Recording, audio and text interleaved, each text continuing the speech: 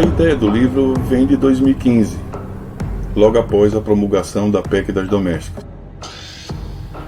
Eu comecei o trabalho depois, em 2017. Aprendi muito durante o tempo da pesquisa e do percurso. Fotografei, ouvi e conheci melhor como acontece a segregação nos ambientes domésticos. Geralmente, as pessoas falam dos quartos de empregada como uma parte física da casa.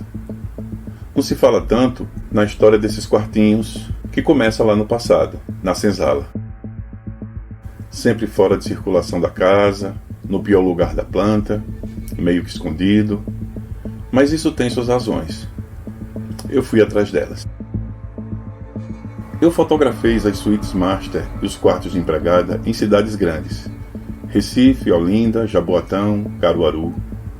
Mas elas existem em cidades pequenas, do litoral ao interior. Para mim, o quarto de empregada fala de racismo, segregação e desigualdade. As pessoas que ocupam esses espaços, muitas vezes, ficam à disposição o dia todo. E às vezes até durante a noite.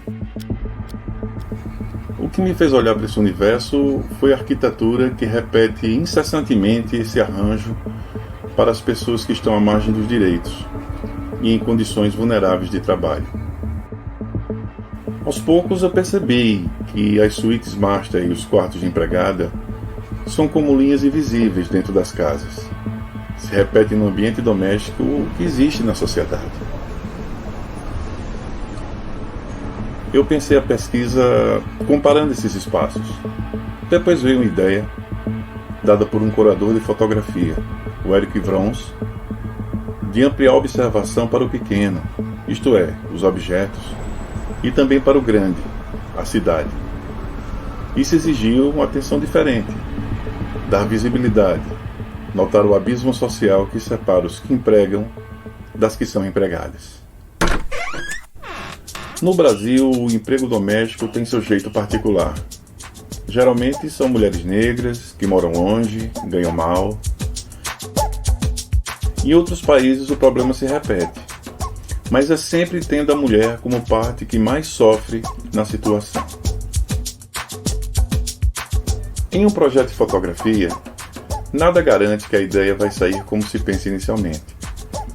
Portas se abrem, outras se fecham, ganha-se força aqui, perde-se ali, se amplia, se desdobra. Eu penso que esse processo de criação, que já tem quase 10 anos, foi possível por ser feito com muitas pessoas que me ajudaram, que me davam dicas, que me mostravam algo. Mas sempre há referências, influências e experiências diretas, ao acaso e também ao controle, à sorte e dificuldades, ao planejado e o inesperado. E sempre há as escolhas. Algumas são eficazes e outras atrapalham. Certas ideias vieram da literatura sobre a desigualdade no Brasil, da pesquisa dos livros. Outras são aquelas que se abrem na sua frente. São coisas que a vida te escancara. São explícitas. Quando eu comecei a fotografar esse projeto, tentei criar alguns padrões, convenções, para orientar a forma das fotografias. Os usos da luz, seja natural ou com uso de flash, para balancear. Sempre usar tripé. Usar grandes angulares, pois os espaços eram às vezes minúsculos. São opções estéticas para dar um tom visual uniforme e coerente. Quando se escolhe esse caminho, não é só uma questão formal, pois ela vai dizer como o trabalho será percebido, como o livro será lido. E pede também uma coerência que se aproxime da fotografia, do que esteve diante da câmera. Nesse livro, nada foi colocado ao acaso. Por exemplo, eu decidi trabalhar sempre que possível mostrando a maçaneta da porta dos quartos de empregada, para dar uma ideia de limite, um lugar separado da casa. E também não interferir na arrumação dos objetos, na organização nem na bagunça.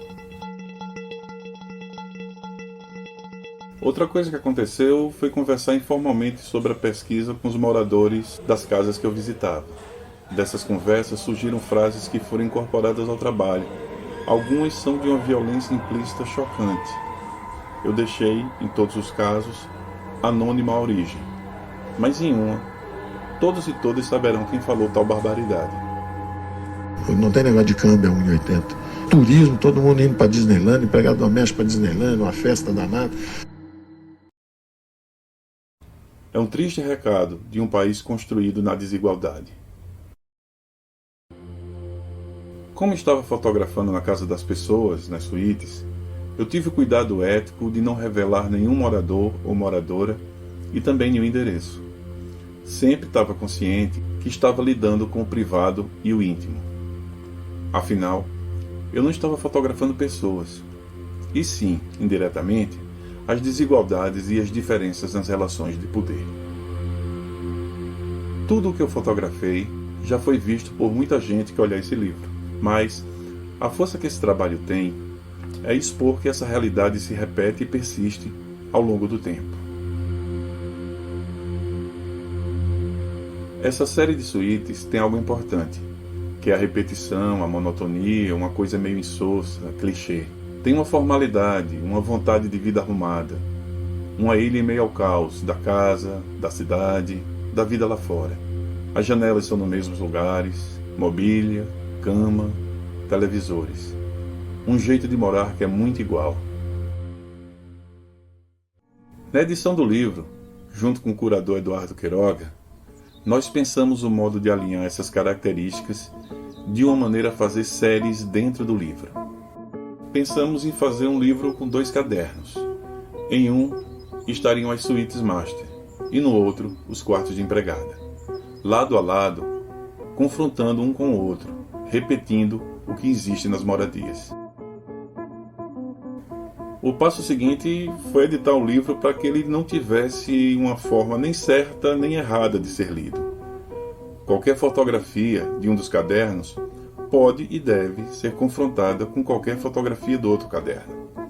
Isso torna o livro infinito nas combinações que pode criar. É mais orgânico, mais caótico, mais coerente com o que observamos na vida real. O livro começa com uma brevíssima apresentação, como um convite. É assinada por mim e por Eduardo Queiroga. Logo em seguida, as imagens são protagonistas. Se sucedem várias páginas sem texto. No meio do livro há uma pausa, com textos fortes, contundentes de Fabiana Moraes, que é jornalista, escritora e professora, e de Mirtes Renata de Souza, ex-empregada doméstica, filha e neta de empregadas. No processo editorial propriamente, a edição circulou entre testes digitais e materiais impressos, com idas e vindas à gráfica, elaboração de provas e protótipos, até chegar no resultado final. Optei pelo texto em português e uma versão em inglês, para que o livro dialogue com outras realidades. São, no total, 81 imagens internas. Tem ainda uma cinta com a maçaneta de cada lado, a da porta principal, de alta tecnologia, e a da porta de serviço. Na lombada temos um pequeno detalhe: o seja bem-vindo de um lado e o welcome do outro. O modo como o livro se abre é como se fossem 2 portas. A sua forma física pede que ele seja lido em uma mesa. O livro, os cadernos, a cinta, a caixa de embalagem são como camadas do trabalho, que sai da paisagem da cidade, entra nas casas, percebe os objetos e volta para a cidade e para o mundo. O projeto gráfico foi desenvolvido por Raul Kawamura, parceiro de outros trabalhos, sempre preciso e elegante, dialogando com a linguagem em cada pormenor do projeto. No final, temos a única foto em que aparecem pessoas: Dona Mirtes e sua mãe, Dona Marta, com um carrinho que pertenceu a Miguel Otávio. Para mim, elas representam todas as mulheres negras que sofrem e sofreram as pesadas consequências que sabemos acontecem através dos quartos de empregada. Suíte Master Quarto de Empregada é um projeto totalmente dedicado a todas essas mulheres. Meu nome é José Afonso Júnior, tenho 55 anos, Sou professor e pesquisador de fotografia e também sou fotógrafo. Sou autor de Suíte Master Quarto de Empregada.